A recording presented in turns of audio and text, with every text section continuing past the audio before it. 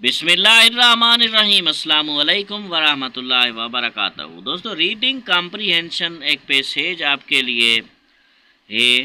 Passage को पहले हम पढ़ेंगे, उसके क्वेश्चंस करेंगे जिस तरह टेस्ट में मिला होता है कि फॉलोइंग जो पैसेज है उसको पढ़ के करेक्ट क्वेश्चंस टिक करें answer.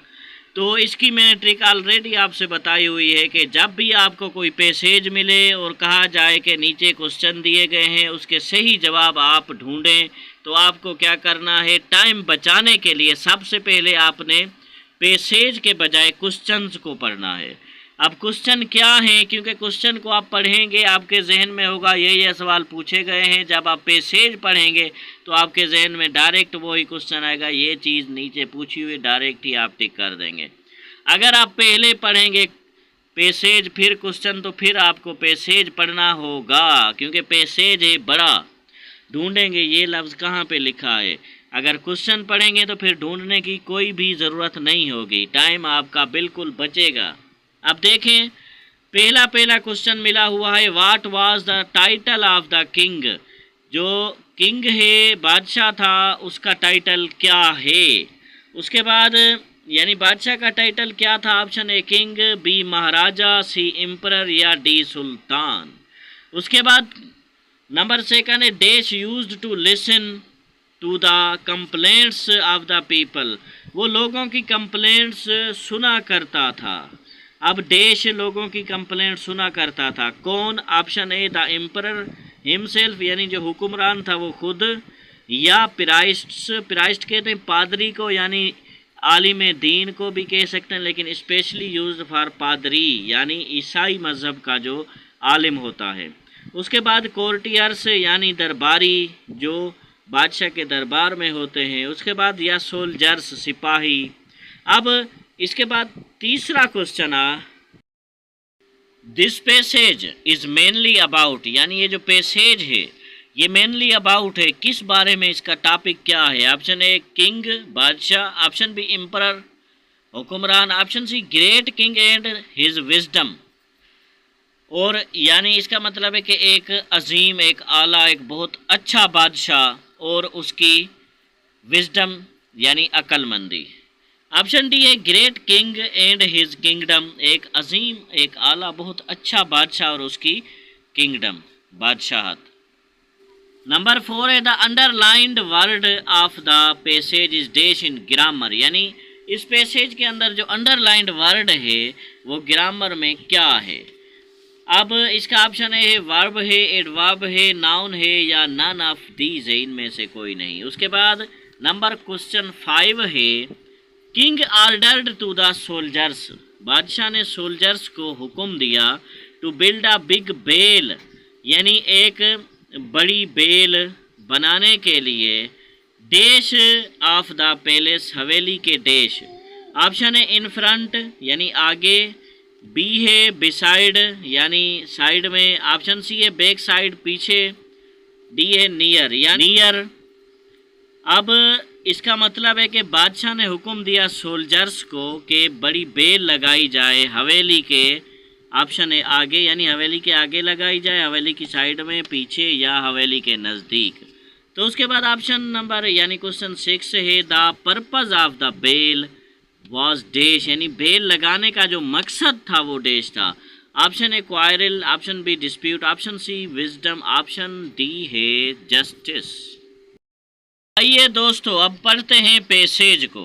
Read the following passage, नीचे दिया हुआ पैसेज पढ़ें, छोटा सा जो नोट दिया हुआ है वो पढ़ें, एंड चूज करेक्ट आंसर्स, और सही जवाबात आप चूज करें। अब पैसेज है मैनी ईयर्स अगो, कई साल पहले। पैसेज को आप पढ़ेंगे, उसकी मीनिंग निकालेंगे, समझेंगे, तो आपको पता चलेगा ना कि सवाल क्या है, क्योंकि इसकी मीनिंग आना बहुत ज़रूरी है। मैनी ईयर्स अगो, कई साल पहले, there lived a great king named Jahangir in India, यानी इंडिया में एक बादशाह रहता था जिसका नाम था Jahangir. He ruled a very large kingdom, वो एक बड़ी बादशाहत, उसकी जो रियासत थी, बड़ी रियासत पे हुक्मरानी कर रहा था। आर एम्पायर या बड़ी रियासत, बादशाहत, उसकी जो हुक्मरानी थी बहुत बड़ी थी। So he was called the emperor, इसलिए उसको कहा जाता था एम्परर। अब यहाँ पे आपके जहन में एक सवाल आया होगा कि हमने नीचे पढ़ा था टाइटल ऑफ द किंग, ये कह रहे so he was called the emperor, इसलिए उसको एम्परर कहा जाता था। अब वही क्वेश्चन आपसे शेयर करेंगे, what was the title of the king, king Maharaja, emperor या सुल्तान, किंग। यानी यहाँ पे आप कहेंगे बिल्कुल करेक्ट है, इसको आप टिक करेंगे। आगे चले, आप इजी हो रहा है ना, आप क्वेश्चन आपने पहले पढ़ लिए, आप पैसेज से ही क्वेश्चन को बाद टिक करते आए, नहीं तो आप पहले क्वेश्चन पढ़ेंगे, आप पहले पैसेज पढ़ेंगे फिर क्वेश्चन फिर पैसेज, आपका टाइम वेस्ट हो जाएगा। आप 70-80 सवाल पे पहुंचेंगे, 20 रह जाएंगे, टाइम पूरा हो जाएगा। द एम्परर, एम्परर कहते हैं हुक्मरान को या बादशाह को जो हुकूमत करे। The emperor wanted to be fair to all his subjects, यानी जो हुक्मरान था वो अपने सारे मामलात से ही चाहता था कि उस मामलात जो हैं वो बिल्कुल अच्छे हों, उसमें कोई भी मसला ना हो किसी के साथ भी। उसके बाद he ordered his soldiers to build a big bell, उसने हुक्म दिया अपने सोल्जर्स को एक बड़ी बेल लगाने के लिए। अब बेल का क्वेश्चन था कि पैलेस यानी हवेली की किस साइड था, in front of the palace, हवेली के आगे। तो ये क्वेश्चन आपको पहले टिक कराएं फिर आगे चलें। ये रहा वो question, king order to the soldiers to build a big bell dash of the palace, तो इसका ऑप्शन ए सही है, इन फ्रंट ऑफ द। अब जैसे आपको क्वेश्चन पढ़े हुए हैं तो आपके साथ मसला नहीं और आपको डायरेक्ट समझ आ रहा है, ये क्वेश्चन ऐसे टिक कर दो बस।